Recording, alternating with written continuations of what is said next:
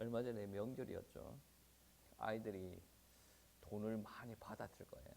물론 그 용돈을 자기가 자유롭게 사용을 하든 부모가 그 돈을 받아서 알아서 사용을 하든 그것은 각 가정의 문화겠죠. 그런데 분명한 것은 그 돈의 출처를 명확하게 용도를 명확하게 가르쳐 줘야 됩니다. 그 말은 다른 말로 표현하면 용돈을 주는 사람의 의도가 있어요. 그 의도에 맞게 우리 아이들이 사용을 할 수 있게 가르쳐야 됩니다. 내 손에 들어온 돈은 모두 다 내 것이야. 내가 하고 싶은 대로 해야 돼. 라는 것이면 아직도 교육이 일어나지 않고 있던 거예요. 돈에 대한 교육, 돈을 불리는 것만이 교육이 아니에요. 이 돈이 나에게 어떻게 왔는지 가르쳐야 됩니다. 우리 집 애들이 웃긴 게 어른들이 용돈 주지 않습니까? 밭으로 안 가요. 그래서 어른들이 더 민망합니다. 1분 동안 받아라, 받아라, 자 준다, 받아라. 안 받아. 어차피 받아봤자 내 돈이 안 될 거니까. 아주 믿음이 강합니다. 어떤 믿음이 있습니까? 저 돈은 엄마 지갑에 들어가. 이 믿음이 있어요. 그래서 안 받아.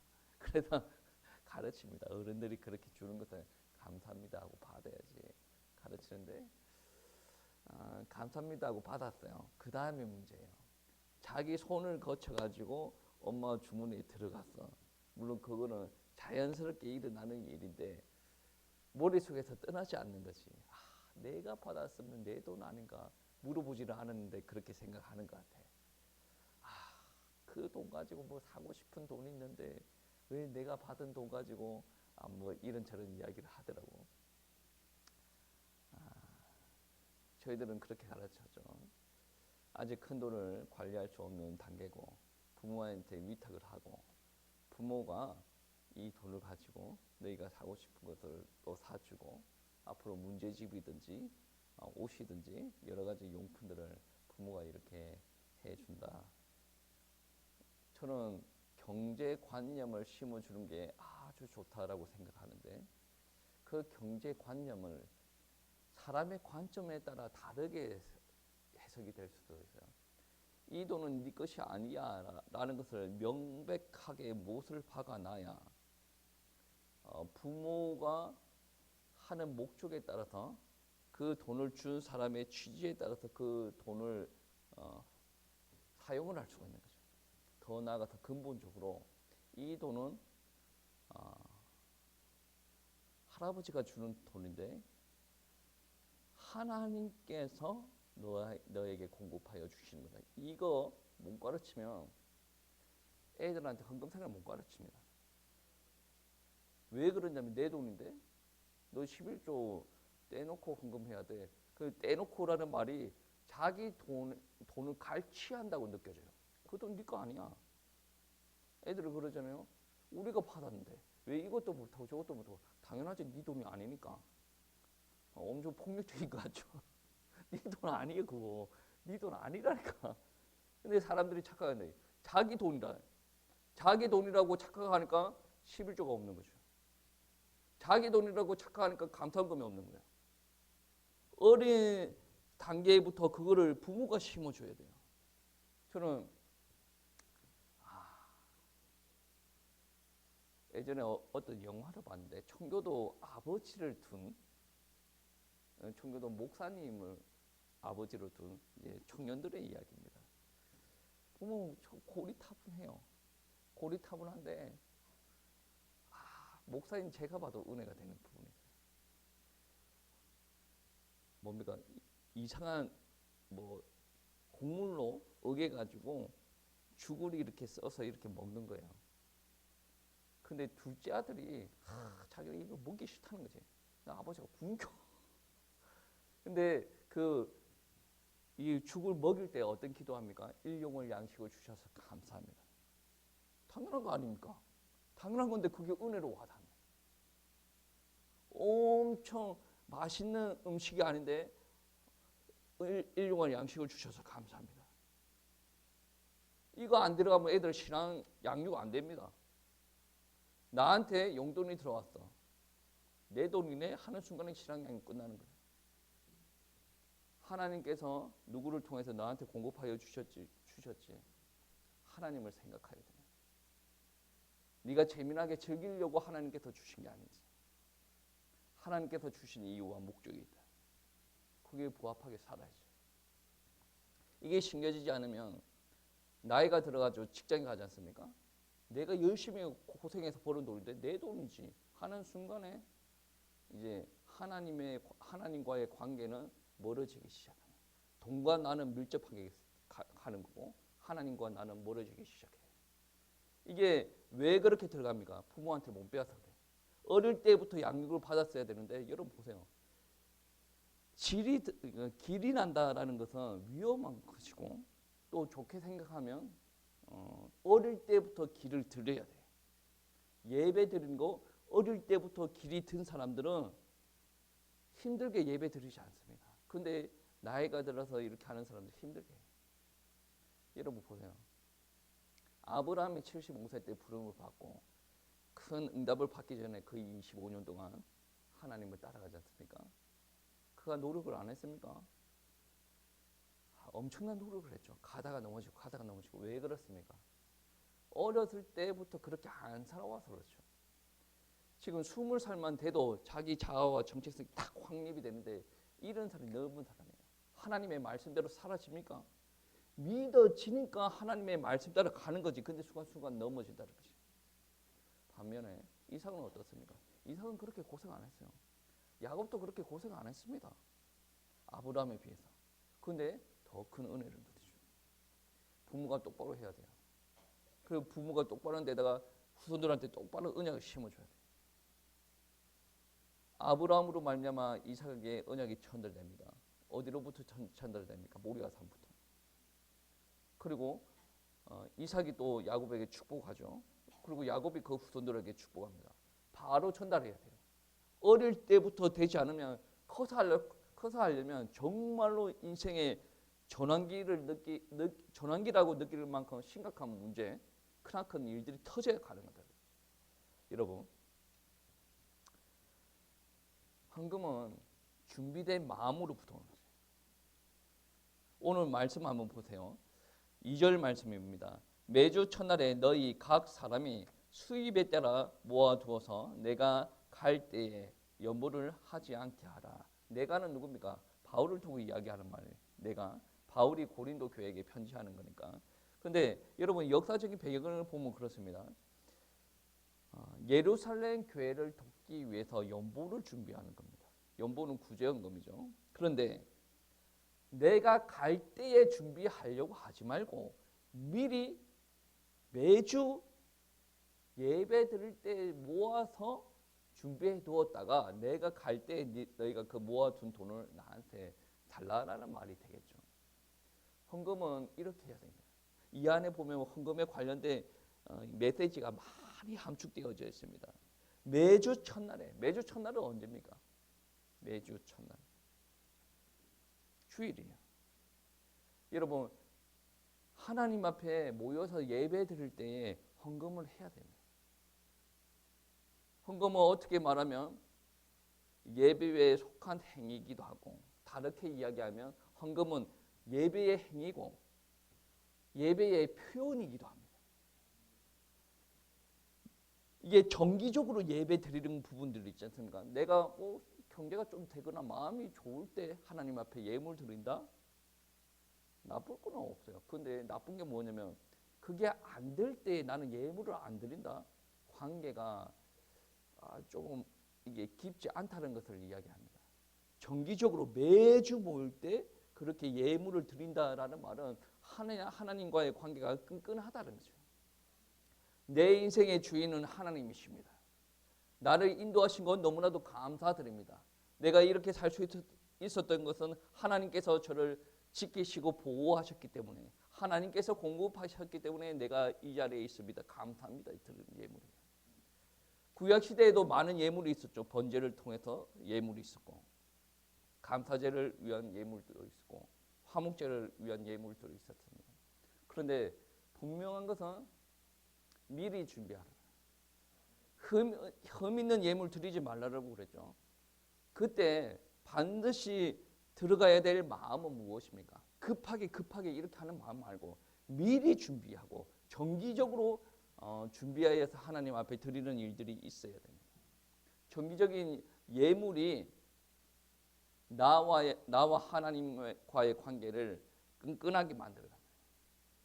여러분, 형편이 좋고 나쁘고 내가 기분이 좋고 나쁘고 거기에서 좌지우지 될 일들이 아니라는 거죠. 하나님께서는 나를 지키시고 보호하시는데 내 감정이 나쁘다고 해서 그게 그 지키시고 보호하시는 게 없어지는 거 아니지 않습니까? 나의 문제예요. 나의 문제. 그러면 예물을 정기적으로 흠없이 드리려면 어떤 일들이 일어나야 됩니까? 내가 내 심령을 관리해야 됩니다.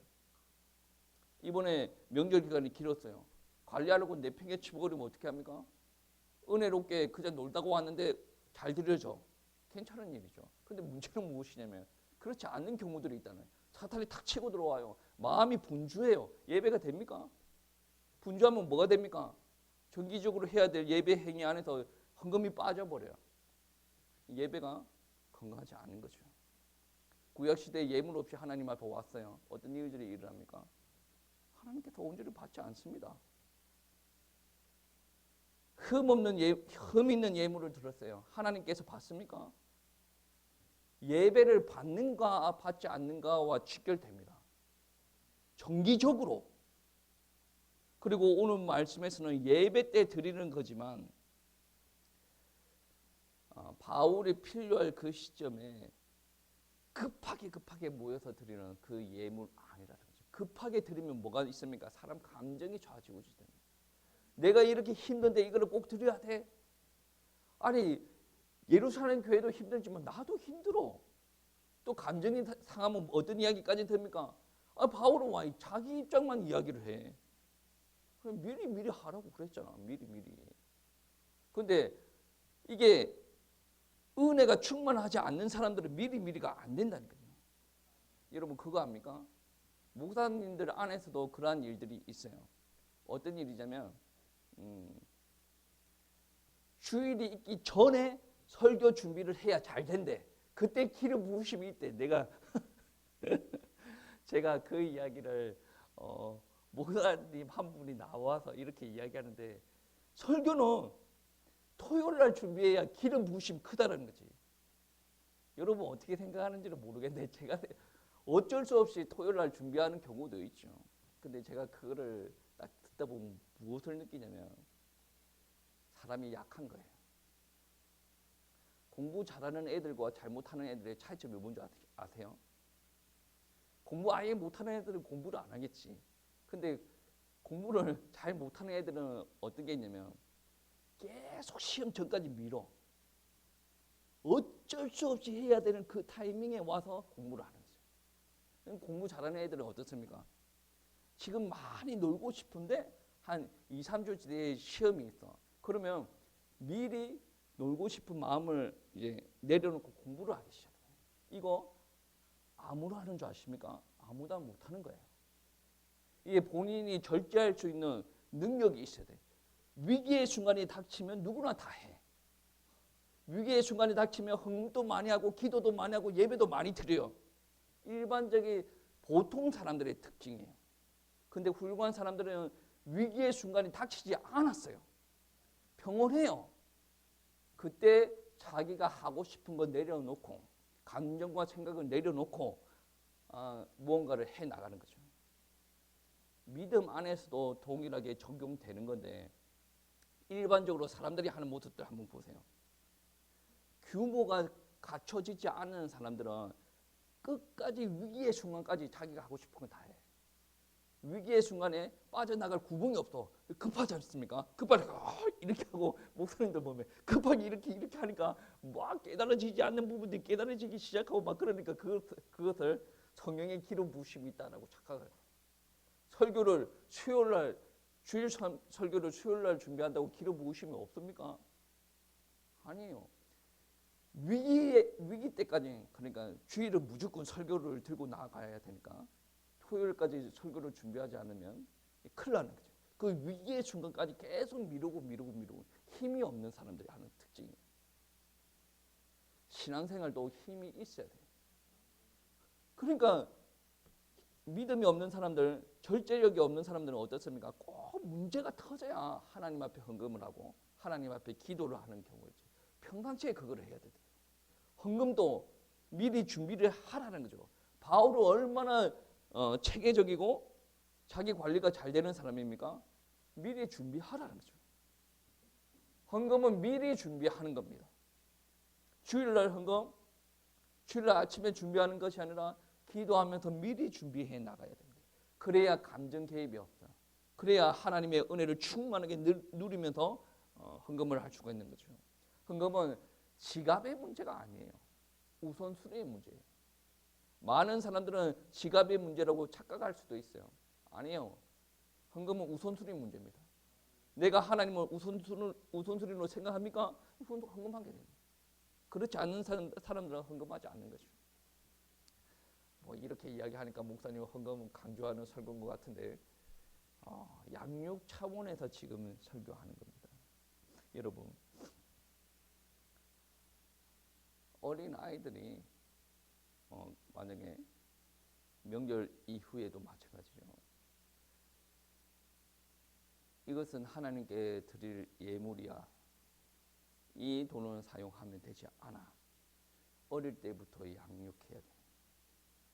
그러면 처음에는 내 돈이라고 생각하는 애들은 불합리하게 생각을 하겠죠. 그런데 당연스럽게 이렇게 떼놓는 그게 습관이 되지 않습니까? 아, 이 돈은 하나님 앞에 드릴 돈이구나. 받아들이시는 거예요. 물론 믿음이 먼저 되고 행동이 나중 되는 것이 순서인데 그게 거꾸로 믿음이 아직 연약한 사람들한테는 행동을 먼저 시켜봐요. 그러다 보면 나중에 믿음이 뒤에 따라올 경우가 있다는 거죠. 그렇게 믿음이 되어야 나중에 이 돈은 하나님의 것이에요. 쓰면 되지 않습니다. 라는 것이 와닿아요. 여러분 한번 생각해 보세요. 11조 안 하는 사람들 이해가 됩니까? 이해가 안 되죠. 11조는 당연히 하는 거니까. 근데 요즘에 유튜브에서 조회수를 많이 기록하는 그 내용들 중에 하나가 그거예요. 11조 하는 것이 맞는가? 당연히 해야지. 당연히. 근데 유튜브에서는 당연히 해야 될 11조 이러면 조회수 못 얻습니다. 오래 전부터 그게 화제가 되는 거예요. 11조 하는 게 성경적인가? 성경적이라니까. 어떻게 하면 11조를 안 할까 고민하고 있는 애들한테는 그게 이제 흥미로운 주제거리가 된다는 거죠. 성경 말씀에 11조 하지 말라는 구절 단 한 구절도 없어요. 근데 어떤 구절이 있냐면 신약 시대에 11조를 하는 유대인들한테 이제 공격하는 예수님의 말이 있어요. 그 말은 11조 하지 말라는 소리가 아닌데 11조를 하면서 형식적인 것만 강조하는 유대인들을 공격하는 거예요. 지적하는 거예요. 근데 이 사람들이 보면 성경 말씀이 그렇게 이해가 안 가나? 아니 이거는 한글이잖아. 헬라어가 아니고 한글인데 그거를 읽고 이해가 안 가나? 독서를 하는데 그게 이해가 안 가나? 도대체 이해가 할 수가 없어. 근데 그거를 가지고 막 이렇게 자기 마음대로 이제 성경 말씀을 편집해가지고 안 해도 된다. 뭐 말 같지도 않은 소리를 여러분 하는 겁니다. 구약시대 때 11조가 있었어요. 그 11조를 통해서 뭔 일을 했습니까? 레위인들 삶을 책임지고 성전 보수를 하고 구제하는 사역들은 신약시대도 동일합니다. 근데 사람들이 착각을 하는 거예요. 미리 준비하는 거죠. 공동체 안에서 헌금 생활을 할 때는 정기적으로 헌금 생활을 해야 돼요. 여러분 내가 헌금 생활을 언제까지는 했는데 언제까지는 안 하고 있다라고 생각을 하시면 내가 그 뒤에 신앙생활을 하나님과의 관계가 멀어졌구나라고 생각하세요. 신앙생활은 정기적으로 하는 거죠. 정기적으로 하고 그리고 미리 준비해 나가면서 해야 돼요. 그리고 오늘 말씀 안에서는 무엇을 이야기하고 있냐면 수입에 따라 많은 사람들은 많이 연보를 준비하고 그렇지 않은 사람들은 적게 연보를 준비하고 수입에 따라 해라. 여러분 모두가 참여할 수 있는 예배 그리고 헌금 이게 하나님의 은혜입니다. 11조도 동일하죠. 많이 번 사람들은 그 중에 10의 1. 제 아는 사람 중에 10의 5조를 예물 드리게 해주세요. 이렇게 기도하는 사람들이 있을 때 젊었을 때 요즘에는 제 주변에 그런 사람도 없는데 형편에 따라 그런데 하나님께서는 예물을 드리지 않아도 된다라고 그렇게 말한 경우가 있나? 근데 어떤 성도님들은 그런 말을 저한테 요구를 하더라고요. 목사님 대놓고 이야기를 하지 않는데 뉘앙스가 그래. 목사님 돈이 없는데 예물을 그러니까 예배 시에 예물을 안 드려도 되지 않습니까? 이런 뉘앙스야. 저는 거기다가 드리지 마세요라고 이야기를 하지 않았습니다. 왜? 성경에는 그게 없기 때문에. 근데 없는 사람들한테는 그에 합당한 이제 말이 나가야 되겠죠. 근데 분명히 성경책에서는 돈이 없다고 해서 예물 드리지 말아라 그런 성경 구절이 없어요. 근데 자기가 그렇게 살고 싶을 거야. 살고 싶으니까 목회자를 통해서 자기 마음을 이제 위로를 받고 싶고 그렇게 현금을 안 내는 내 행동에 합리성을 부여받고 싶은 거야. 여러분 성경책에 그런 거 없어요. 우선순위 여러분 없으면 100원이라도 하세요. 마음의 문제예요. 여러분 누구 만나면 커피 한잔 하지 않습니까? 커피가 5,000원 요즘은 5,000원이에요. 저는 5,000원 넘어가면 무시라 그래. 안 사먹지. 근데 커피를 마시고 다니면서 헌금 1,000원 활동이 없대. 이거는 있을 수가 없는 일이죠. 그럼 우선순위가 잘못된 거 아니겠습니까? 우리 딸내미들 잘 들어라. 인형은 몇만 원짜리 사고 싶은데 하나님 앞에 돈 드릴 거는 헌금할 거는 아무 생각 안 해. 이거는 가정교육이 잘못된 게 가정교육이. 사모도 들어라.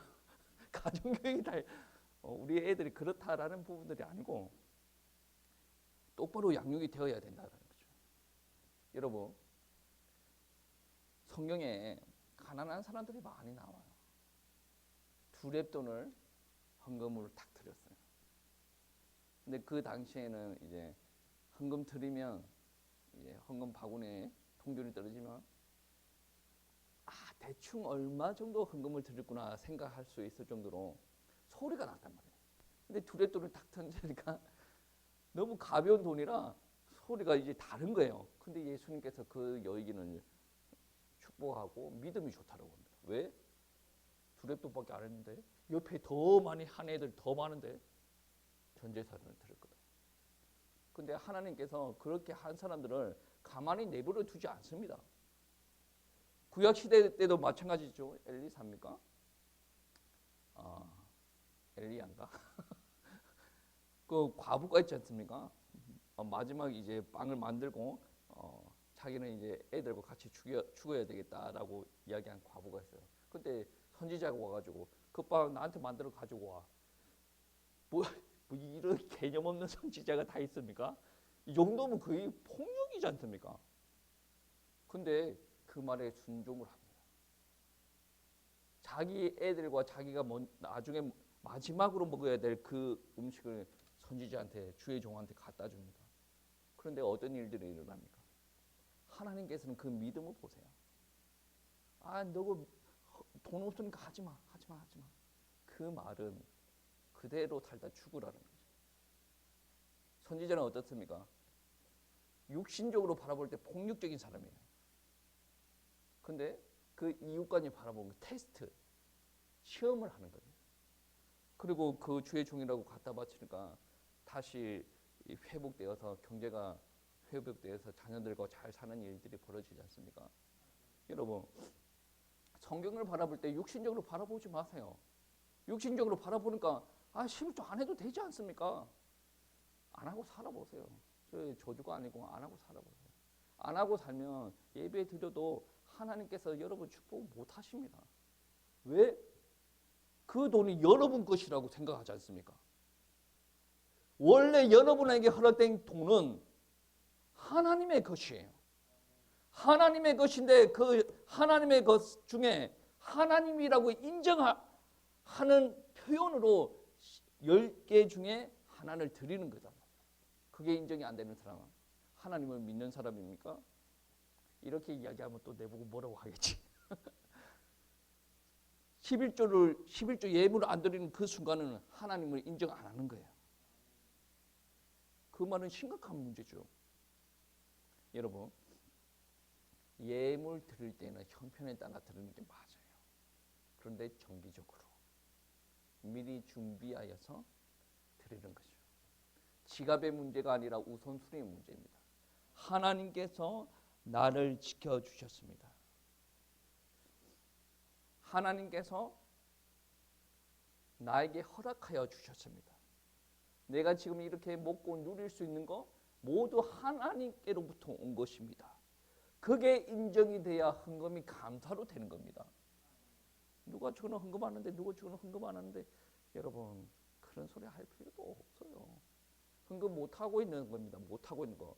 왜 못하고 있는 겁니까? 돈이 없어서가 아니에요. 믿음이 없어서. 그러면 헌금 못하고 있는 사람은 왜 더 우리는 어떻게 해야 됩니까? 기도해야죠. 헌금 못하고 있는 사람은 축복 못 받습니다. 제 말이 아니고 성경 말씀. 말라기에서 오죽 답답하면 그걸로 한번 시험을 해보라 그러네요. 시험을 해보는 게 목적이 아니죠. 내면이 부패하고 영적으로 타락되어져 있으면 하나님 앞에 예물 못 드리게 되어 있다. 오늘 본문 말씀에 그까지 이야기하지 않지만 그런 게 다 포함이 되어 있습니다.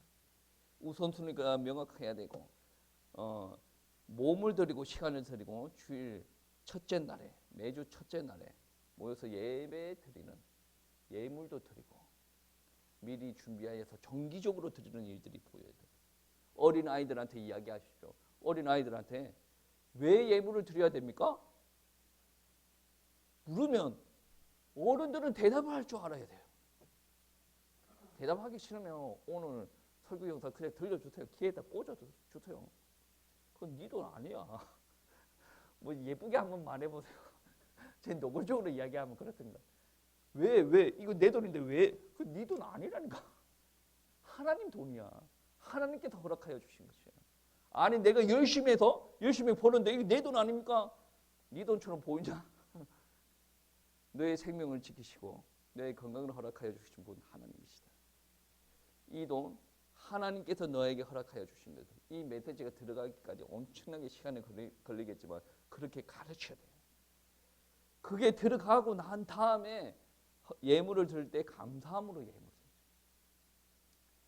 저 같은 경우에는 좀 그런 게 있습니다. 자연스럽게 예물이 나갔다 들어갔다 하니까 예물 드릴 때 감격에 따라서는 없어지는 경우가 있어요. 예물을 안 드린다는 개념이 아니죠. 당연하게 나가는 거죠. 감격이 사라질 때가 있어요. 어린 자녀들 다음 세대들한테 가르칠 때 예물은 그렇습니다라는 것을 가르치고 기성세대들은 그런 게 있을 겁니다. 당연한 거니까 감격이 없어져요. 그래서 이런 부분을 다시 감격 회복될 수 있도록 기도하시고 그리고 모범될 수 있도록 삶의 모범, 신앙생활의 모범될 수 있도록 하나님께서 은혜 달라고 간절히 기도하시기 바랍니다. 그래서 여러분 헌금생활 간단한 거 아니겠습니까? 헌금생활 이게 잘하는가 못하는가가 결정적인 단서가 됩니다. 왜? 육에 속한 사람들은 돈에 예민하거든요. 저 사람은 돈 따라 움직여. 그게 육의 사람이에요. 우리가 하나님 앞에 인정받는 거, 교회 공동체에게 인정받는 거, 헌금 생활이 중요합니다. 하셔야 됩니다. 오늘 말씀대로 하셔야 돼요. 감정 따라 하시지 마시고 말씀 따라 우선순위를 하나님 앞에 두시고 헌금 생활을 하시기 바랍니다.